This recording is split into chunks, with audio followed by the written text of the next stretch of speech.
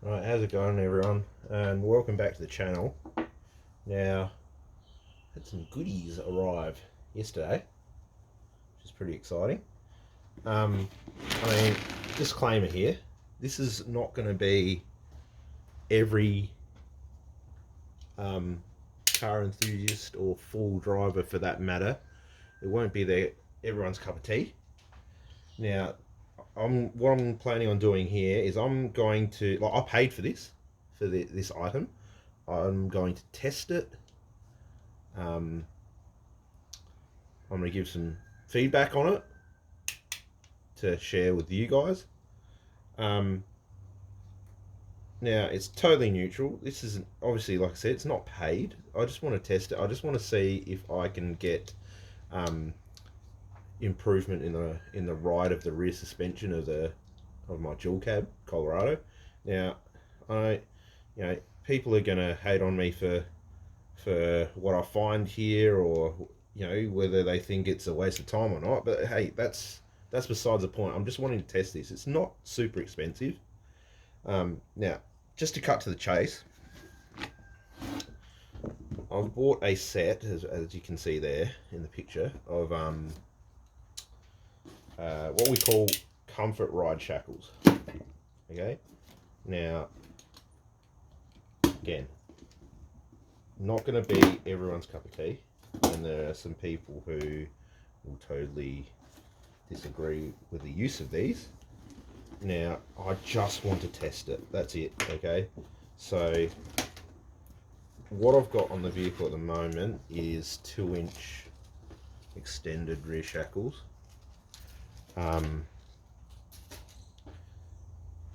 So they are better than the factory ones, and it's given it a nice boost in ride height, which is great.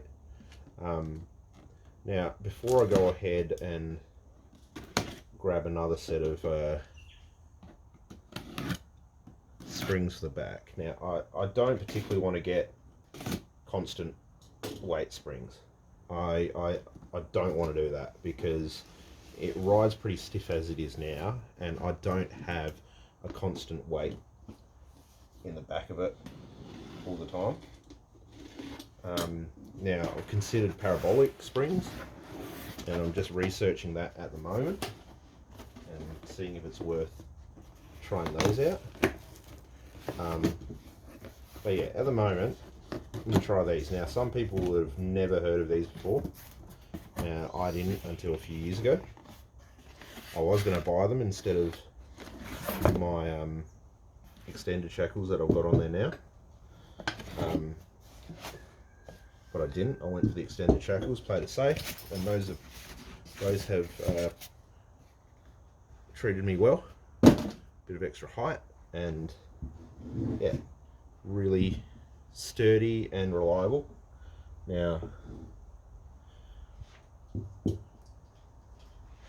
I'm not an expert on these. I've done a bit of research on them. The concept behind it is that, okay, so let me have a look how we're looking here.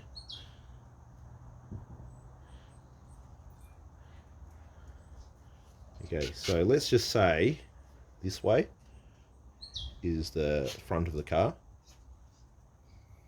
And the leading end of the leaf spring is on this side, and the trailing end where the rear shackle is on this side. Now, okay, I hope I'm doing this correctly. So if we were looking at the passenger side in a right-hand drive Colorado, we're looking at the passenger side this way. Now, I believe that I'll correct myself if I've got this all wrong.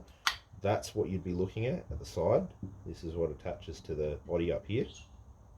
And the leaf spring, the eye of the leaf spring connects to there. Now, again, I stand corrected, but the concept behind it is that this curve here allows a more linear force on the leaf spring when it compresses, or sorry, flattens and absorbs. Oh, no, I've got that wrong. It doesn't absorb bump. When it flattens out from the curved position of the spring, and this curve in the shackle gives it a more linear force. Well, that's the concept behind it anyway.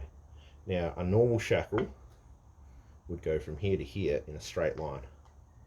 Now, this is fine if the shackle has the backward rake.